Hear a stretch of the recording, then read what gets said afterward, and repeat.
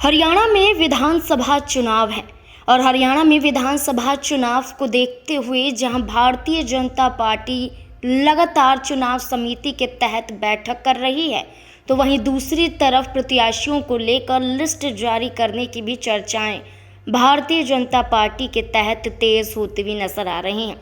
90 विधानसभा सीटों पर मंथन कर लिया गया है और लगभग 55 विधानसभा सीटों पर भारतीय जनता पार्टी नामों को आगे करती हुई नजर आएगी। लेकिन जहां भारतीय जनता पार्टी मजबूती दिखा रही है, तो वहीं एक बार फिर से कांग्रेस पार्टी के तहत नेता प्रतिपक्ष भूपेंद्र सिंह हुड्डा पर एक बड़ा शिकंजा कसता हुआ नजर आ रहा है। दरअसल आपको बता दें कि हरियाणा में विधानसभा चुनाव के बीच नेता प्रतिपक्ष और पूर्व मुख्यमंत्री भूपेंद्र सिंह हुड्डा पर ईडी ने अब एक बड़ा एक्शन लिया है। ईडी ने Bhupendra Singh Hooda, messrs इमार India limited EMAAR और MGF डेवलपमेंट लिमिटेड सहित अन्य आरोपियों के खिलाफ मनी लॉन्ड्रिंग के एक मामले में 834 करोड़ रुपए की संपत्ति कुर्क की है। ये संपत्ति गुरुग्राम और दिल्ली के 20 गांवों में है। आरोप है कि भूपेंद्र सिंह हुड्डा और कंपनियों ने नगर एवं ग्राम नियोजक विभाग के तत्कालीन डायरेक्टर त्रिलोक चंद गुप्ता के साथ मिलकर सस्ते दामों पर जमीन हथिया ली थी, जिसकी वजह से न केवल लोगों को बल्कि सरकार को भी नुकसान झेलना पड़ा था।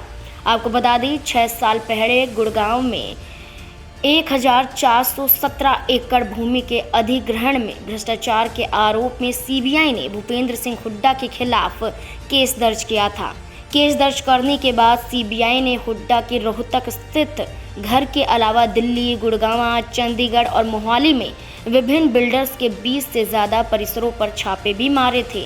अब गुड़गांव के सेक्टर 58, 63, 65, 67 में भूमि अधिग्रहण में हुई अनियमितता की जांच सुप्रीम कोर्ट ने 1 नवंबर 2017 को CBI को सौंपी थी।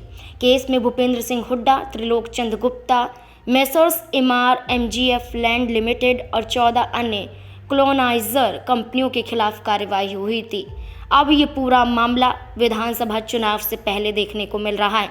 मामला अलग अलग ज़मीन के मालिकों, आम जनता और हुड्डा के साथ धोखाधड़ी से जुड़ा हुआ है। इसमें अब भूपेंद्र सिंह हुड्डा भी फंसते हुए नजर आ रहे हैं। अब देखना होगा कि लगातार जिस तरीके से भूपेंद्र सिंह हुड्डा चुनावी माहौल को देखते हुए जीत का दावा कर रहे हैं, वहीं ईडी के शिकंजे में भूपेंद्र सिंह हुड्डा का कसना और ईडी के तहत भूपेंद्र सिंह हुड्डा को लगातार चुनौतियों का सामना करना पड़ रहा है। आपको बता दें भूपेंद्र सिंह हुड्डा से इस साल जनवरी महीने में मानेसर लैंड डील केस में चंडीगढ़ में 7 घंटे पूछताछ भी की गई थी। ईडी ने 2004-2007 के दौरान हुए गुरुग्राम के 1500 करोड़ रुपए के भूमि घोटाले में मनी लॉन्ड्रिंग की जांच के सिलसिले में हुड्डा को नोटिस भेजकर ईडी मुख्यालय भी बुलाया था। अब इस पूरे मामले में हुड्डा फंसते हुए नजर आ रहे हैं। अब देखना होगा कि क्या गिरफ्तारी की भी तलवार भूपेंद्र सिंह हुड्डा पर लटकती हुई नजर आएगी या फिर नहीं।